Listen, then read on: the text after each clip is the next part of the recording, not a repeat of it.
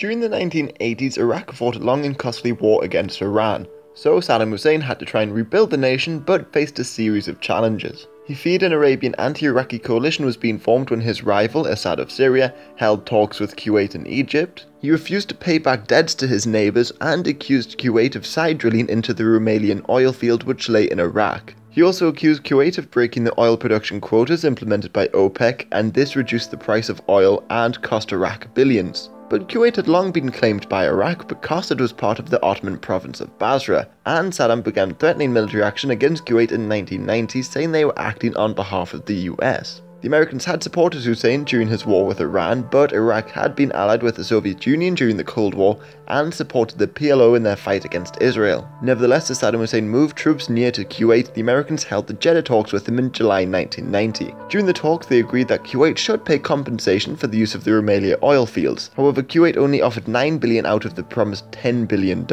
Hussein used this as a cause for war and invaded 2 days later. The Iraqi army, which hadn't fully demobilized, was one of the largest in the world with over 1 million troops, thousands of tanks and hundreds of planes. Kuwait's army of a few thousand couldn't put up much resistance, so in 2 days the country was under Iraqi control. The Kuwaiti government and thousands of refugees fled to Saudi Arabia, while Saddam put his cousin Ali Hassan al-Majid, or Chemical Ali, in control of Kuwait. Iraqi troops were then deployed to the Saudi border, so the US, on August the 7th, launched Operation Desert Shield. Aircraft carriers, artillery and 500,000 troops were sent to Saudi Arabia to deter Saddam from attacking and capturing the oil-rich border regions. Meanwhile, the UN condemned the invasions and put strict sanctions on Iraq, but the Arab League was split because some nations like Libya and Sudan and even the PLO backed Saddam Hussein. So Saddam Hussein gave a list of demands including Israeli withdrawal from Arab land, Iraqi access to the Persian Gulf and even a favourable trade deal with the US. Plus he also appeared on TV with Western hostages. But the US was unwilling to negotiate, so the UN gave Iraq until mid-January 1991 to pull out of Kuwait or be forced out. President Bush spent this time making a coalition, and this coalition of over 30 nations included Arab states like Saudi Arabia, Syria and Egypt, most of Western Europe and even countries like Japan and Senegal. The deadline for withdrawal passed, so on January 17th,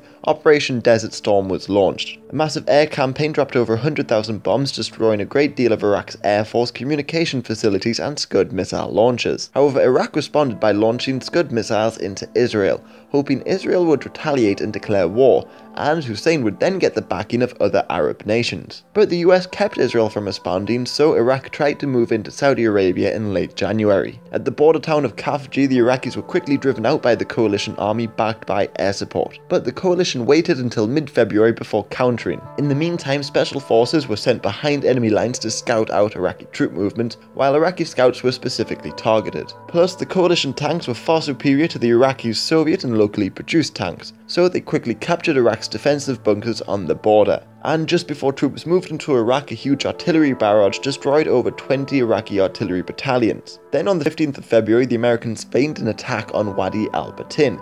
This tricked the Iraqis into reinforcing their position in the south. The coalition instead swept through the now relatively undefended deserts of southern Iraq, while mainly Arab troops held the border of Kuwait. The coalition did face some opposition on the 26th and 27th of February, like large tank battles at 73 Easting, al-Basuya and Medina Ridge, but the Iraqis proved incapable of stopping the advance, so Saddam ordered a full retreat. Although Marines still had to fight to gain control of the Kuwaiti International Airport, the emir was restored to power, and he quickly began to persecute suspected Iraqi sympathizers. Plus, as the Iraqis retreated, their convoy was heavily bombed, and this road was dubbed the Highway of Death. But the retreating Iraqis did set fire to hundreds of oil wells before signing a ceasefire on the 28th. The coalition chose not to advance on Baghdad because they thought a rebellion would topple Saddam. There were some rebellions, notably the Kurds in the north and the Shia groups and demoralized soldiers in the south, but the promised aid didn't arrive and the rebellions were crushed. And despite continuous sanctions, Saddam Hussein remained in power until the American second invasion in 2003.